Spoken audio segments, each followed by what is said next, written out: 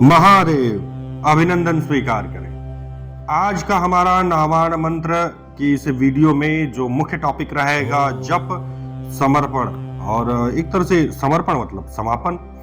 तो इन चीजों को आज हम इस वीडियो में डिस्कस करेंगे।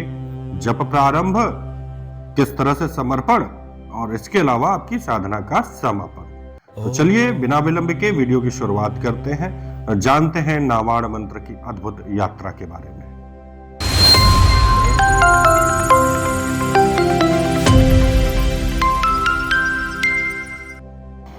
जैसा कि आप सभी जानते हैं, हमारी यह पावन साधना यात्रा अब अपने अंतिम चरण में प्रवेश कर चुकी है।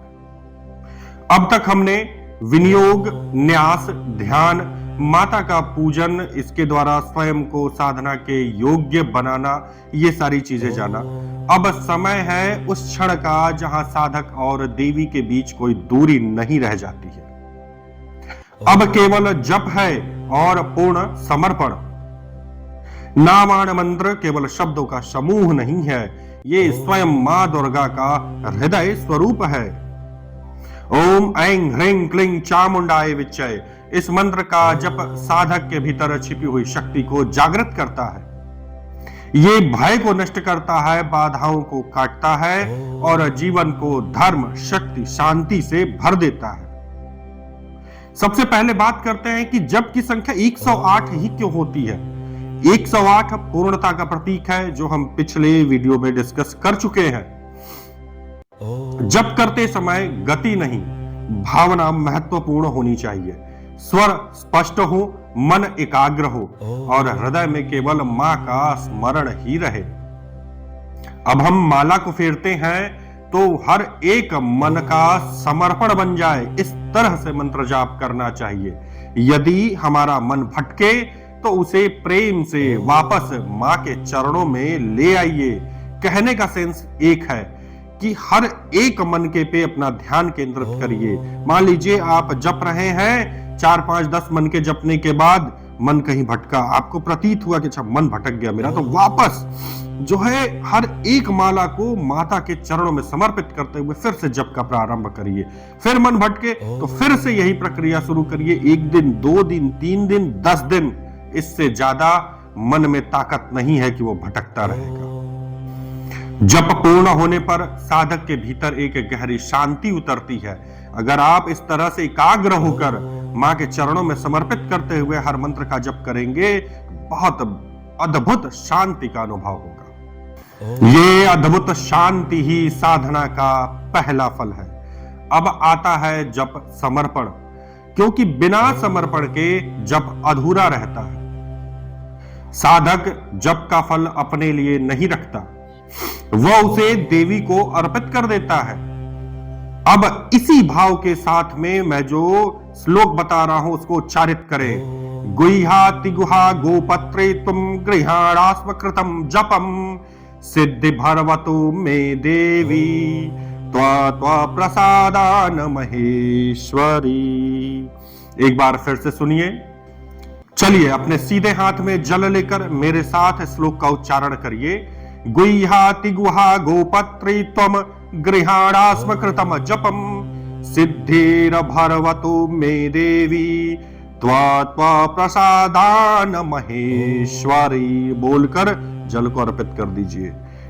ये श्लोक कहता है, गुह्या से भी अधिक गुह्या की रक्षा करने वाली देवी, मतलब गुप्त से भी गुप्त चीजों की रक्षा करने वाली देवी, हमारे द्वारा किया गया यह जप आप स्वीकार करें। हे महेश्वरी, आपकी कृपा से हमें सिद्धि और सद्बुद्धि प्रदान हो।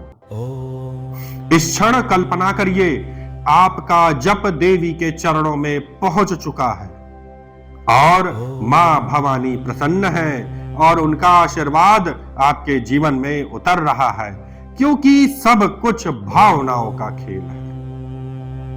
ये नावाण साधना कोई साधारण विधि नहीं है, ये आत्मा परिवर्तन का मार्ग है। जो इसे निष्ठा, शुद्धता और श्रद्धा से करता है, उसके जीवन में मां दुर्गा स्वयं मार्गदर्शक बनकर आती है। नियमित रूप से जप करने पर मन स्थिर होता है, विचार पवित्र होते हैं और जीवन में शक्ति का आगमन होता है, संतुलन और सुरक्षा आती है। इसी भाव के साथ इस साधना को अपने जीवन का अंग बनाइए। इसे एक कार्य नहीं, अपने जीवन का अंग बनाइए। अब अंत में 3 बार ओम शांति शांति ओम शांति का उच्चारण करिए, जैसे ओम शांति शांति शांति। इसके बाद मां भवानी की आरती करिए। आरती करने के उपरांत क्षमा प्रार्थना करिए। क्षमा प्रार्थना कोई भी आप कर सकते हैं, जैसे आवाहनम न जानामि मितवारचनम पूजम चैव न जानामि क्षम्यताम परमेश्वरी। या तो यहीं तक बोल लीजिए, या मंत्रहीनम क्रियाहीनम भक्ति, मतलब इसके आगे ये जो मैं क्षमा याचना बोल रहा हूं ये दुर्गा सप्तशती से है, तो आप दुर्गा सप्तशती की क्षमा याचना को भी बोल सकते हैं। नहीं तो केवल हाथ जोड़ के ये कह दीजिए, भवानी मुझे कुछ नहीं आता, आपका बालक हूं माते, मैं जिस तरह से भी जप किया हूं आपको समर्पित कर दिया हूं, भवानी इसे स्वीकारे और हम उदंड बालकों को अपनी शरण में ले माते, हमारी उदंडता को क्षमा करे भवानी, अपनी शरण में ले, त्राहि माम करके माता को प्रणाम करिए। आसन उठाकर पूर्व साइड का जो राइट हैंड का कोने का आसन है उसको उठाकर एक आचमनी जल वहां कोने के नीचे गिराइए, आसन के नीचे, और अपनी मिडिल फिंगर मध्यमा उंगली से एक बार गोला बनाते हुए उस पानी में बोलिए ओम इंद्राय नमः, दूसरा गोला बनाते हुए बोलिए ओम शक्राय नमः बोलकर माथे पे उसे छुआ लीजिए और अब आप आसन से उठ सकते हैं। इस वीडियो में बेसिकली इस सीरीज में यही तक जो मैं 5-6 वीडियो आपकी नावाण मंत्र साधना की बनाया हूं, आज वो सीरीज पूर्ण हो गई है। हाँ, इसमें कुछ चीजें और शेष रह गई, कुछ क्या बहुत तेरी चीजें शेष रह गई हैं। जैसे मैं आपको अभी तांत्रोक्त विधि जो जिसमें विनियोग और बहुतेरे न्यास हैं उनके बारे में अब बताऊंगा। बेसिक नावाण मंत्र साधना आपकी यहाँ पर कंप्लीट हुई। इसमें अब जो अगला मैं वीडियो लेकर आऊंगा उसमें नावाण मंत्र यंत्र के बारे में आपको बताऊंगा कि किस तरह से यंत्र बनेगा आपके यहाँ, किस तरह से यंत्र पहुंचेगा, किस तरह से उसमें प्राण प्रतिष्ठा होगी और हमें पूजन अर्चन किस तरह से नॉर्मली घर में अपने प्रतिदिन करना चाहिए, यंत्र हो अथवा मूर्ति हो।